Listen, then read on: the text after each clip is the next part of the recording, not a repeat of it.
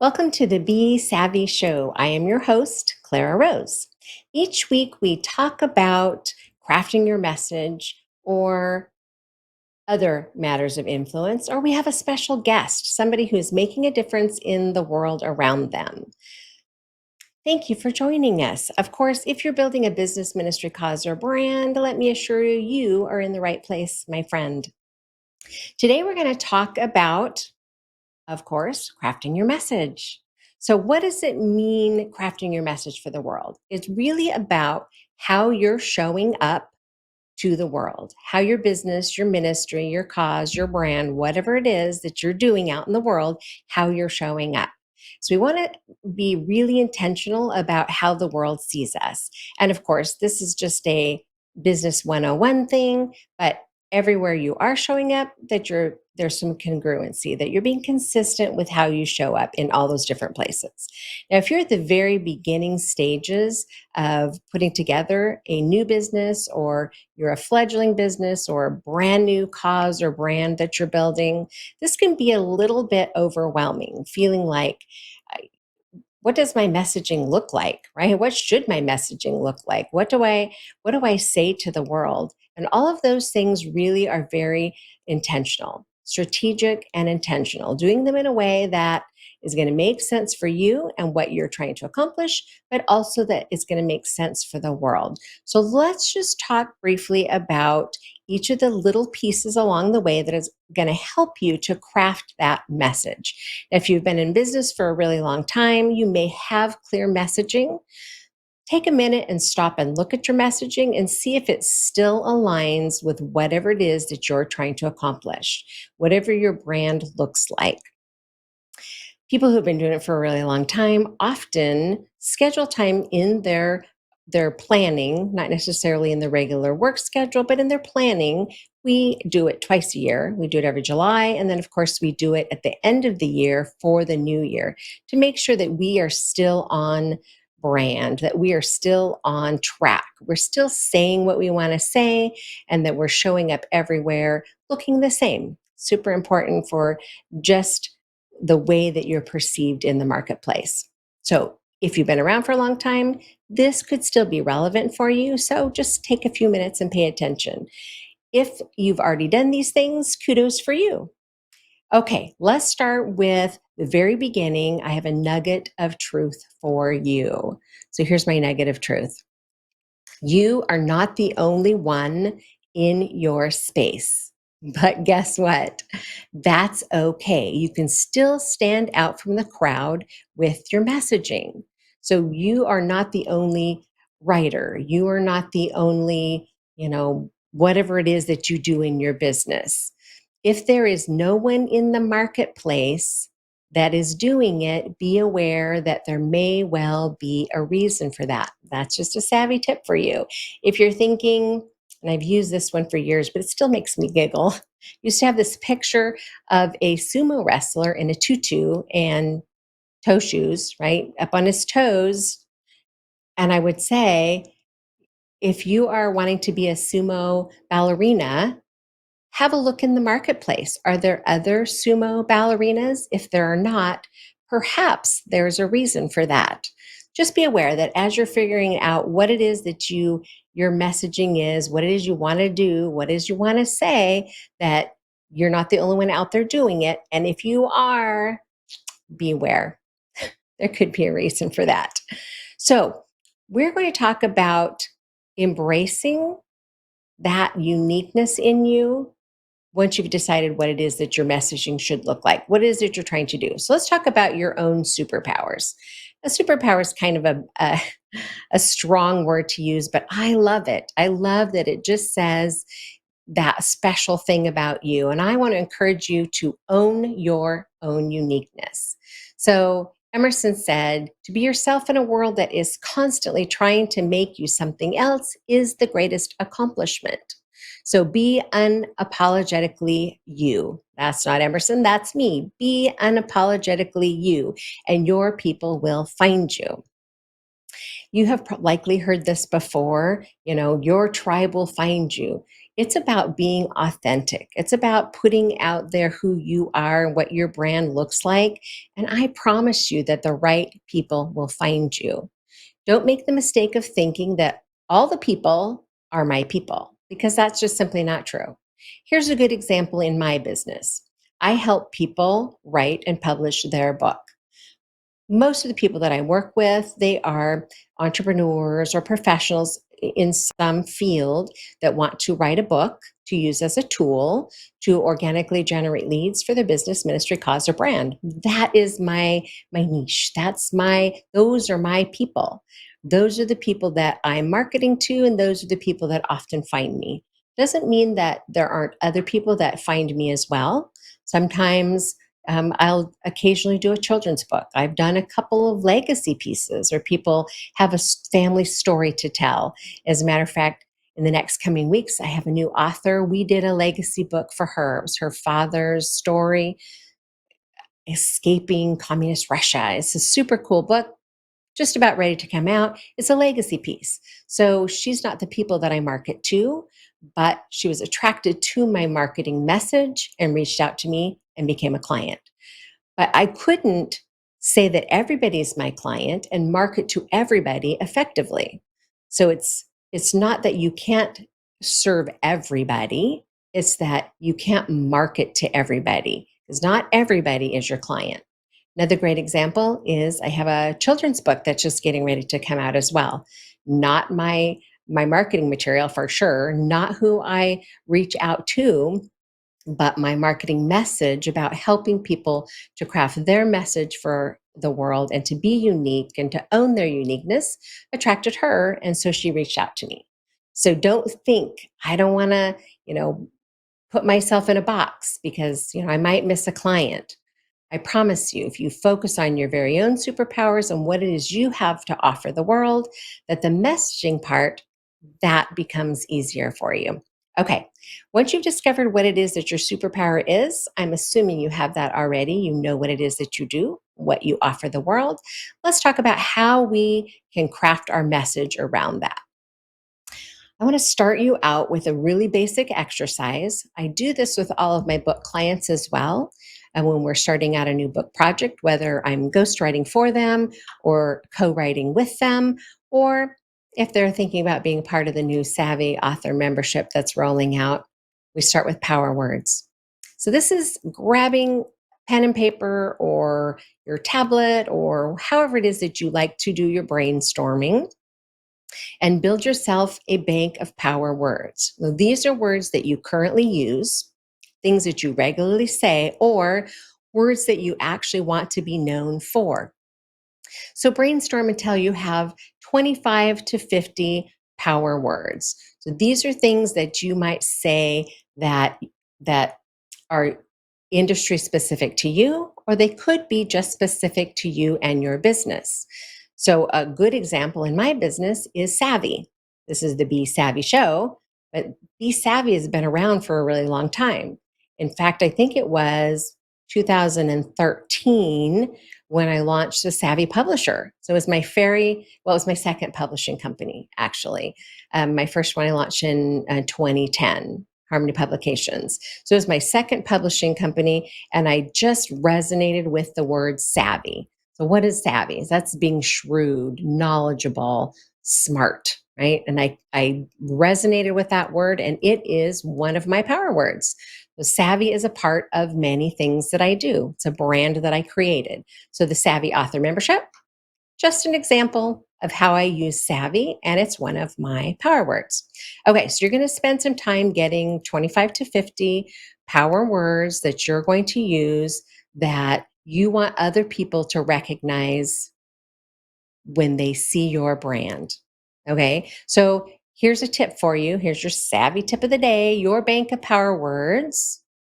That's your resource for creating all of your marketing messages. So it becomes like your go to, if you will, as you create your marketing message. You're going to weave those words in so that the search engines and even just people are going to recognize that that's you, right? When I hear someone hear savvy, I want them to think, oh, that's Clara, right? That's Clara Rose. You can find me on social media and it has the word savvy in it, right? Savvy Clara Rose. That's because that's a power word and I've incorporated into my brand. It's part of my messaging and it is an effective way to help you build influence. Okay, now we're going to take our power words and we're going to create power phrases. So that's your next step. So, power phrases, this is just a list of phrases that you currently use or phrases that you want to be known for. So, pull from your new bank of power words that you created to create these phrases that describe your brand. And of course, the savvy tip for you is words matter, so choose carefully. It's interesting to me how people don't realize often that words live on, right? Words have the power to build up and they have the power to destroy. Words are very important. Words are really important when they are written down and put out in the world, as when they're a book. They're also really important when they're put out on video because those things can live forever. Let me tell you, those can be out in the world forever. So be careful what you choose as you describe your business. Be careful what you align yourself with. I guess that's my big tip for you right there. Okay, let's talk about your power position. So you've decided the words that you're going to use, you decided the phrasing that you're going to use. Now, this is your position or where you how you want to be seen truly in the world. Your position in social media, your position online. You don't want to leave this to chance. You're the one who gets to decide what that looks like. So you need to take ownership of that and say, I am, and then what are you? Right? This is a great exercise. If you haven't done it, grab a pen and paper. I am, and then type it out. What are you? What not are you as a person, but as a business, a ministry, a cause, a brand? What are you? Right? And then I am on a mission to, what is your mission? What do you have a written mission statement for your business or your ministry or your cause or your brand? I like to include all those because not everyone thinks of themselves as having a business. Often authors don't think of themselves as being in business. But let me tell you, my friend, you are.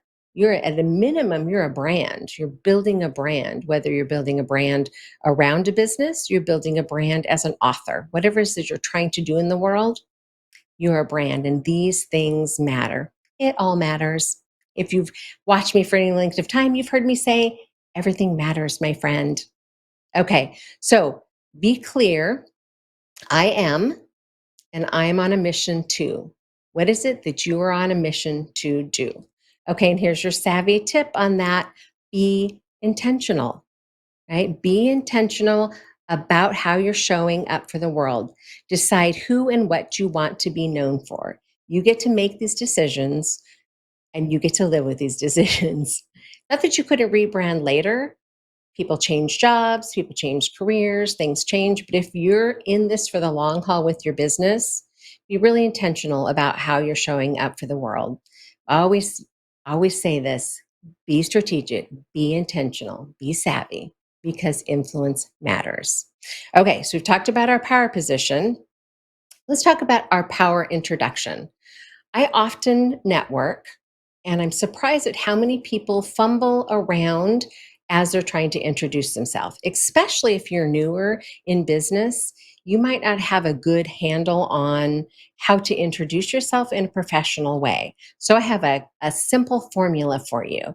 And I've actually been teaching it for years. When I work in networking, I teach this often because it's just a skill you learn, you master, and it makes a massive difference. So let's look at what a power introduction actually looks like. My name is, right? Or I am, if you prefer that. I work with, or I help. Who want to or need to in order to or so they can. So my name is Clara Rose. I work with people who want to create a book they can use as a tool to organically generate leads for their business, ministry, cause, or brand. Right? See, I've told you who I am, who I serve, what they want to accomplish and how I help them accomplish it. And people care about what you can do for them. It sounds very shallow and it sounds very self-serving, but the truth is, especially when you're networking, you're meeting somebody new, that's what people care about. What's in it for me? I suppose it's just very human. Not as many people care about you as they care about themselves. So if you can write this out, even if in the very beginning you have to put it on a little 3x5 card. And do people do that anymore? I don't even know. You can still buy them, right? Little 3x5 cards, write it out. My name is. Not that you don't know your own name, but the more often that you repeat this, the easier it's going to become for you and the more smoothly it's going to flow out of your lips. My name is, or I am. I work with, or I help, if you prefer, who want to, or sometimes it's who need to, in order to, whatever it is they're trying to accomplish, or so they can. So get really clear on that 30-second, that's not even 30 seconds, right? That's 10 seconds. That's super short. As you become super comfortable with this, which in time you will become comfortable with this, it's easy to add little things, right? So if you craft a memorable introduction that people will remember, you can expand on it when you have more time, right? So that, of course, is a savvy tip to craft a memorable introduction. Words matter, so choose wisely. Then as you are more comfortable with it, you will, of course, be able to expand and add other things. Here's a good example for you. So I've already given you my introduction when I'm networking or meeting somebody new, that's what I say. And of course, I don't want it to sound mechanical or overly rehearsed. So I add things to it, right? So I might say, I'm Clara Rose, and then we'll talk about them. How are you? Who are you? What do you do? Oh, that's interesting. And then they'll ask me what I do. Oh, I work with, you know, entrepreneurs or professionals that who are interested in writing a book. Oh, that's interesting. I've always wanted to write a book, right? It's got to be conversational, but that won't come easily until you've put this other to memory. Once it's so comfortable that you don't have to stress about it or think about it, it'll be easy to fold it into conversation. I work with people who want to, write a book, or if you're not interested in writing a book, or if they're not interested in writing a book, sometimes they understand the value of having a book and they want someone to ghost write for them, write on their behalf. So they get the author credit, they get the recognition that comes with it, they get the influence that comes with having a published book. They don't have to carry the weight of that or that workload all on their own. Right? So see how I've just woven in another piece of what I do into the conversation for them. This is all just crafting that message in such a way that I'm saying, this is what I do, here's what I have to offer, so that you can, or my clients can do X, right? I'm telling them what I do in a conversational way that's very brandable. Now, when they go, oh, I'm going to hop on over to Clara's website because I think Clara can help me. She can go to craftingyourmessage.com. You can see all the same verbiage that I've used is all right there. You'll see my power words. You'll see my power phrases. All the things that I've been saying to you in person, you're going to see them on my website. I want people to have been to my website or read one of my books or watched one of my shows or talked to somebody about me and recognize my brand. Now, of course, this is kind of a side thing, but I just want to throw it in there. Did you realize how important color is? Color and font and those things. When you're talking about congruency of brand, pick some colors, stick with the colors, pick your fonts. If you need help in that department, hire a graphic designer. Find someone to help you as you're creating your brand. If your brand has been around for a while, probably have been a few versions along the way. Just make sure that everywhere you are in the world, that it all looks the same, right? That you don't have an older version of something somewhere else. This recently happened to us, my husband and I, in our other business. Someone said, "Oh, this social media or this place says 25 years of experience. Uh, and then this place over here says 30 years of experience." Well, one of them was quite old, obviously. And then another was not quite as old, but still we've been in business for a really long time. The truth is he has over 40 years of experience now, right? So it was, I should take my own advice, right? It was pointing the finger back at me saying, what does your brand or my husband's brand look like out in the world? And are you staying consistent? Is there congruency? The colors, yes. The fonts, yes. But some of the little details that can slip through the cracks, those are things that you should look at, you know, once a year, twice a year, just making sure your messaging is consistent. I think you get the point. And I just outed myself because that was a failure on my part, because that's the part that I do in his business, in his company, or that company that he runs it. I just do behind the scenes grunt work, stuff like that. Okay, let's get back on task here. I'm going to do a recap for you. I'm running out of time. So let's recap how you're going to craft your message for the world. First of all, you need to discover your superpowers. Discover what makes you different or unique, and then learning to embrace it. This is just self-discovery. Spend some time figuring out, what am I really good at? What am I really amazing at? What do I have to offer the world that is my business, ministry, cause, or brand? And then your power words. If you've never done this exercise, you will be shocked at, if you've been in business a long time, at how many of those words are probably already out there. And if you are newer, you will see the power of these words as you build your marketing message. It makes it so much easier to brand yourself when you're being consistent with the words that you use. Then, of course, your power phrases. So we're taking our bank of power words. We're creating a list of power phrases that describe your brand, that consistently can go everywhere. And then, of course, your power position. Decide what you want others to see in you and your brand. That's just your position in the world. And then your power introduction, which is your final piece for your messaging. And I encourage you to memorize it.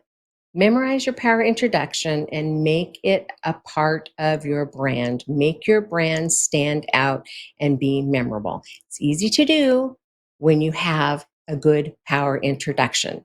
All these steps are really important in crafting your message for the world.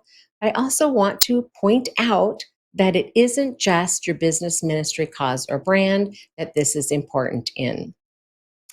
As you probably figured out already, or if you've seen me before, you know that Rosedale Publishing and my business is about helping people craft their message for the world in a book. And I'm so excited about the Savvy Author Membership, which is just one more way that we can help you do that. Of course, if you hop on over to craftingyourmessage.com, you will see that you can hire us to do ghostwriting for your book. If you don't want to do the heavy lifting, you can hire us to co-write your book with you, where we're holding your hand every step of the way, or you can join the Savvy Author Membership. And this is truly a group effort. This is a membership where together we will work through the pieces as a group, putting your book together. Here's why it works. Professional guidance. You have a professional to help you using a proven process, a step-by-step process to get from idea about your book to publication. And then, of course, as a publishing company, we help make that happen. But there are lots of little steps along the way that matter. All of the pieces matter. Capturing your idea, creating your book, formatting your manuscript, having a plan for publication, having a plan for promoting it out to the world. All those pieces matter. It all comes together in the Savvy Author Membership. So I want to encourage you that if you are thinking that it is time to finally write your book, no matter where you are in your journey, the Savvy Author Membership program can help you plan, write, publish, and launch your book. Not that that's the only way to do it, but I'm telling you that it is the most cost-effective way. And in my experience, it's also the most fun because there's a community of writers who are on the same journey as you. It's super easy to build relationships with other people who are headed in the same direction. And I encourage you, if you're going to be a part of the Savvy Author membership, or even if you just want to be a part of our community as a writer, to reach out and let me know. I'd love to plug you in with our community of writers. It can make a huge difference as you craft your message into a book for the world. Okay, I hope that you found this helpful, this information useful. I want to encourage you to take some time to really work through this. Don't just say, oh, what a great idea, and set it aside. I promise you it will make a difference if you'll spend the time, sit down, write your power words, take your power words, write your power phrases, right? Get really clear on those things so that everywhere you are out in the world, that your message is consistent and congruent. I promise it's going to make a difference in your branding. Okay, so we are out of time, but I just want to remind you, every week, we are right here talking about crafting your message and other matters of influence. We're also talking to people who are out in the world making a difference. If you would like to be on the show, drop me a line over at hello@clararose.com. Tell me what it is that you do, and we can chat about having you on the show if you're a good fit for us and we're a good fit for you. Okay, there you go. This is Clara Rose reminding you that in everything that you do, in business, in your book, in your ministry, in your cause, in your brand, to be strategic, to be intentional, to be savvy, because influence really does matter, my friend. Okay, I'll see you next week, same time, same place. Take care.